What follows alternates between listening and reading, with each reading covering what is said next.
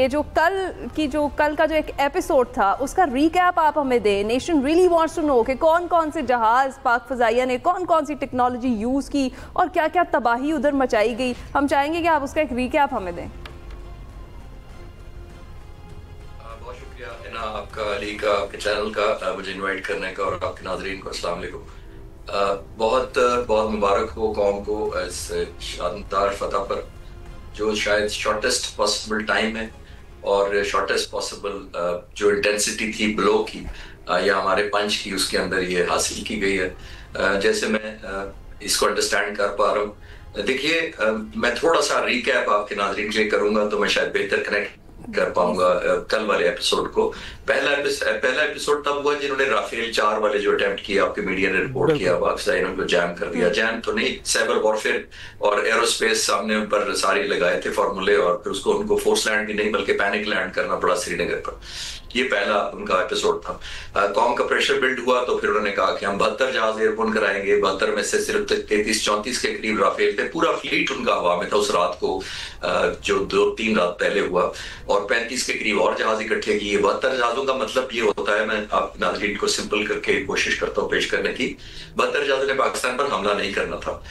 چند جہاز جو تھے وہ اسٹینڈ آف ویپنز کیری کر رہے تھے، جو انہوں نے ہمارے اندر فائر کیے، لیکن باقی جہازوں نے ٹارگٹ آف اپرچونٹی پہ پاکستان کے جہازوں کو شوٹ کرنا تھا، جس کا مطلب یہ تھا کہ وہ ہنٹ کریں گے. میں ایک اور یہاں پہ گزارش کرتا چلوں کہ ہر ایوریج 4 سے 6 میزائل رافیل کیری کرتا ہے، تو اگر 4 بھی لگا لیں تو ان جہازوں پر تقریباً 350 میزائل لگے ہوئے تھے، صرف بیونڈ ویژن یعنی ایئر ٹو ایئر مارنے کے لیے پاکستان کے جہازوں کو، چند جہازوں کو. تو آپ ریشو نکال لیں ذرا.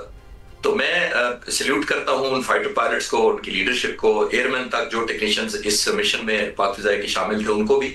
کیونکہ یہ آپ نوٹ کریں کہ نہ صرف انہوں نے 5 جہاز مارے، بلکہ میں اتنا ہی کریڈٹ ان فضائیہ کے فائٹر پائلٹس کو دیتا ہوں جنہوں نے اپنا تمام کے تمام فائٹر جہاز سیفلی اپنے بیسز پر خیریت سے لینڈ کرنے میں کامیاب ہو گئے. تو یہاں سے سلسلہ شروع ہوتا ہے. انڈیا کو ریلائز کر لینا چاہیے تھا کہ یہ مقابلے کی بات نہیں ہے. ایئر فورس نے بہت افیکٹ کریٹ کر دیا، بہت جلدی کریٹ کر دیا، ایک بہت انٹرنیشنل ہیومینٹی ان کے لیے ہے. ان کے لیے نہیں، ان کی کمپنی کے لیے، جس کمپنی کے جہاز چل رہے تھے ان کی بھی بیڈ پبلسٹی انہوں نے کی. اینی فاسٹ فارورڈ آتے ہیں 2 دنوں پہ جو ڈرونز حملے ہوئے ہمارے اوپر. ان 2 دن جو ڈرونز حملے ہوئے، ایک اور مس کیلکولیشن کی ہندوستان کی لیڈرشپ نے، اور خاص طور پہ ملٹری لیڈرشپ نے. انہوں نے یہ سمجھا کہ جو ہم نے اور ڈرون کیوں چلائے تھے وہ بنیادی طور پر یہی تھے کہ اس کا ریکیج جو ہوتا ہے، ملبہ وہ نظر نہیں آتا ہے، پھر رافیل کمپنی بھی ناراض نہیں ہوتی ہے، لوگوں کا پریشر بھی بلڈ نہیں ہوتا ہے، پیسے بھی تھوڑے لگتے ہیں کیونکہ ڈرون سستا ہوتا ہے. انہوں نے سمجھا ہم ڈرون ماریں گے. ہم نے 71 اس میں سے نہ صرف شوٹ ڈاؤن کر لیے. اب دیکھیے کس کمپنی کو انہوں نے لیٹ ڈاؤن کیا، وہ میں بعد میں آتا ہوں.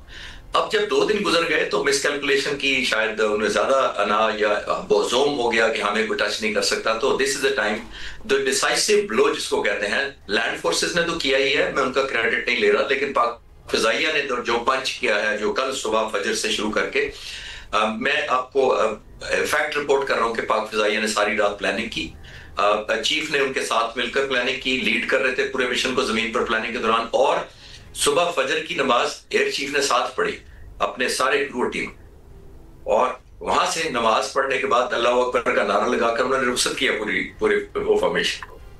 اور دوسری بات جو امپورٹنٹ بات یہ ہے، یہ دیکھیے کہ اب انہوں نے جو پنچ کیا ہے، جو ہم نے کیا ہے، اس کو میں میئر نہیں کہتا. لوگ کہہ رہے ہیں جی بڑا کیلکولیٹڈ میئر. کیلکولیٹڈ ہمارے اینڈ ضرور تھا کہ ہم نے کیلکولیشن بڑی اچھی کی تھی کہ کہاں مارنا ہے، لیکن میئر نہیں تھا. میئر سے اوپر کی کیٹیگری تھی، کیونکہ میئر تو سمجھ ہی نہیں آ رہی تھی پہلے. اتنے دنوں تک ان کی لیڈرشپ کو سمجھ نہیں آ رہی تھی کہ جب تک میئر کر رہے تھے وہ مس انڈرسٹینڈ کرتے تھے ہمارے ریزالو کو یا ہماری کیپیبلٹی کو. تو میئر سے اوپر کا کیا. تمام ہوائی اڈے آلموسٹ جو پاکستان کو فیس کر رہے تھے ان کے ویسٹرن بارڈر پر اور ہمارے ایسٹرن بارڈر پر جو تھے، ان ساروں کو نیوٹرلائز کر دیا. نیوٹرلائز کا مطلب ہوتا ہے ان کو تباہ کر دینا. اور یہ جنگ میں عام طور پہ کیا جاتا ہے تاکہ دشمن کے جہاز وہاں سے ٹیک آف اور لینڈ نہ کر پائیں، ہمارے خلاف ریزسٹنس نہ کرے، ہمارے شہروں پر ہوائی اڈوں پر حملہ نہ کر سکے ٹیک آف کر کے. ہماری فوج جو بری فوج اگر آگے بڑھ رہی ہو تو اس کو نہ ریزسٹنس دے. تو یہ جنگ میں کیا جاتا ہے. لیکن پاکستان نے یہ ریزالو شو کیا تھا کہ یہ ہماری کیپیبلٹی ہے کہ ہم اینی گیون ٹائم آپ کے سارے فرنٹ لائن جو بیسز ہیں ان کو تباہ کر سکتے ہیں. یہ میسج دیا، بہت بڑا نقصان تھا. لیکن جو فیدر ان دا کیپ تھی، جو بیسٹ شاٹ جس کو کہوں گا میں وہ کہ انہوں نے کیا، وہ تھا S-400 میزائل کا نشانہ بنانا. देखिए S-400 मिसाइल रशिया का बना हुआ है, वेल सॉट आफ्टर है, दुनिया इसके पीछे होती है, बड़ा महंगा है, 1.5 बिलियन का ये यूनिट होते हैं। हिंदुस्तान ने ये समझा था कि हमारा ये जो एयर डिफेंस का सिस्टम है S-400, और ये करता क्या है डिफेंस के लिए, ये सरफेस टू एयर मिसाइल है जो किसी भी फाइटर जहाज को, किसी ड्रोन को, अनमैन्ड को, किसी भी बैलिस्टिक मिसाइल को, क्रूज मिसाइल को, इवन स्टेल्थ कोई मिसाइल आ रहा हो तो उसको भी निशाना बना देता है। पाक फिजाइया ने इसको निशाना किया। मैं सैल्यूट ये पेश कर रहा हूं उनको कि उसी वेपन का या एसेट को निशाना बनाया जिसने हिंदुस्तान का दिफा करना था, यानी ये आंखें थी उसकी, और उन्हीं पे अटैक किया। जिसने हमारे जहाजों को मारना था, उन्हीं जहाजों ने जाके उनका वो एसेट ही तबाह कर दिया, जिससे मेरा ख्याल ये है कि डायनामिक्स चेंज हुए। हिंदुस्तान घुटने टेकने पर वैसे मजबूर नहीं हुआ। जब S-400 अटैक हो गया तो S-400 पर तो उनका पूरा मान था कि पूरे हिंदुस्तान पे कोई चीज हमला आवर हो ही नहीं सकती, कोई वेपन आएगा तो S-400 तबाह कर देगा उसको। S-400 टेस्ट हुआ है पूरी दुनिया में, ये पहली दफा है कि किसी फाइटर एयरक्राफ्ट ने जाकर S-400 को उड़ा दिया। अब किन जहाजों ने उड़ाया, देखिए पाक फिजाइया ना net result impact orientated planning करती है। हम इसमें नहीं जाते कि कौन सा जहाज जाएगा, कितने बजे जाएगा, कौन से वेपन लेकर जाएगा। हम ये देखते हैं कि हमें रिजल्ट क्या करना है, S-400 न्यूट्रलाइज करना है। इस S-400 न्यूट्रलाइज करने से सही मानों में उनका कॉन्फिडेंस शैटर हुआ, जिसका मतलब है उनको एतमाद ही खत्म हो गया अपनी फिजाओं की से हिफाजत पर, कि अगर पहले दिन जंग शुरू होने से पहले उन्होंने एक S-400 की बैटरी उड़ा दी है तो फिर पूरी जंग के अंदर क्या करेगा पाक फिजाइया का जो पायलट आएगा जब। तो अल्हम्दुलिल्लाह इसका फायदा ये हुआ है, जो अब मैं इसको कंक्लूड करते हुए कहता हूं कि इसका फायदा ये हुआ है कि जब आपने इतनी मैसिव डिस्ट्रक्शन की along the border all the way समंदर तक, जितने बेसिस थे उनको न्यूट्रलाइज किया और फिर S-400 उड़ा दिया, देन उनको ये रियलाइज हुआ कि अगर वॉर एस्केलेट हुई तो उसकी बहुत बड़ी प्राइस उनको देनी पड़ेगी। हम उनसे पहले दिन से कह रहे हैं कि हम लड़ने से नहीं डरते, हम लड़ना चाहते नहीं, लेकिन ये नहीं है कि लड़ नहीं सकते।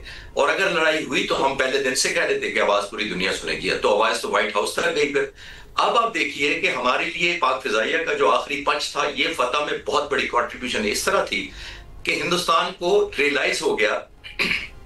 अब जब हमारे मज़ाकरात, मैं शुक्र करता हूं कि परसों शाम को हमारे मज़ाकरात शुरू नहीं हुए और सीज फायर नहीं हुआ, क्योंकि हम डिफेंसिव मोड में थे। हम उनके ड्रोन्स को रिसीव कर रहे थे, मार रहे थे, हमारे शहरों पर हमले हो रहे थे, हमारे शहरी कंसर्न थे। उस दिन अगर होती तो हम डिफेंसिव पोस्टरिंग में नेगोशिएशन पर जाते। हिंदुस्तान ने कहना था देखा अब सबक सिखाया तुम्हें, तो अब मज़ाकरात कर रहे हो। कल हिंदुस्तान ने जो रिपोर्टेड लिया, मेरे पास सबूत नहीं है, रिपोर्टेडली अमेरिका से अप्रोच किया और कहा कि जान छुड़ाएं इससे हमारी पाकिस्तान से। तो जब अब टेबल पर बैठेंगे तो हिंदुस्तान तो वो मुल्क है जो कहता था पाकिस्तान है कौन सा मुल्क जिससे मैं मेज पर बैठूं, इससे तो कोई मज़ाकरात ना करेंगे, ना होने देंगे, ना कोई बात मानेंगे, ना कोई डिस्प्यूट है। अगर कोई डिस्प्यूट है तो हम आपस में हल करेंगे, कोई और मुल्क नहीं बैठेगा। अब ना सिर्फ दूसरे मुल्क की माननी पड़ गई, उनके मेज पर भी इंशाल्लाह बैठेंगे। और जब हम बैठेंगे इंशाल्लाह ताला तो हमें ये डिमांड करनी चाहिए, मेरी सजेशन है टू हेडक्वार्टर्स और पॉलिसी मेकर्स को, कि अब उनसे जो बैठने आपके न्यूट्रल लोग बैठे उनसे कहें कि आप डिस्प्यूट पूछें जिससे ये जंग शुरू होती है, वो है कश्मीर। जब तक आप कश्मीर नहीं करेंगे, सीज फायर जितनी मर्जी करने, अभी नहीं तो 2 साल बाद एक और फॉल्स फ्लैग ऑपरेशन हो जाएगा। तो हमने लॉन्ग टर्म अगर अपने बच्चों को, मुस्तकबिल को, 2.25 अरब यहाँ पे जो पॉपुलेशन है दोनों तरफ, और उनके बच्चों का फ्यूचर सिक्योर करना है। मैं पहले दिन से चैनल्स पे कह रहा हूं कि देखिए 1.4 बिलियन हिंदुस्तानी भी जंग नहीं चाहते, और 25 करोड़ हम भी नहीं चाहते थे कि अभिनंदन 2 या ऑपरेशन स्विफ्ट डॉट प्लस हम ऑपरेशन करें जो हमने किया है। तो ये तो जब रियलाइज करने की जरूरत है कि अब दुनिया आगे चली गई, दुनिया सिविलाइज हो गई। सबसे डेंजरस खिता दुनिया में इस वक्त इंडिया पाकिस्तान है, बिकॉज हम न्यूक्लियर नहीं है।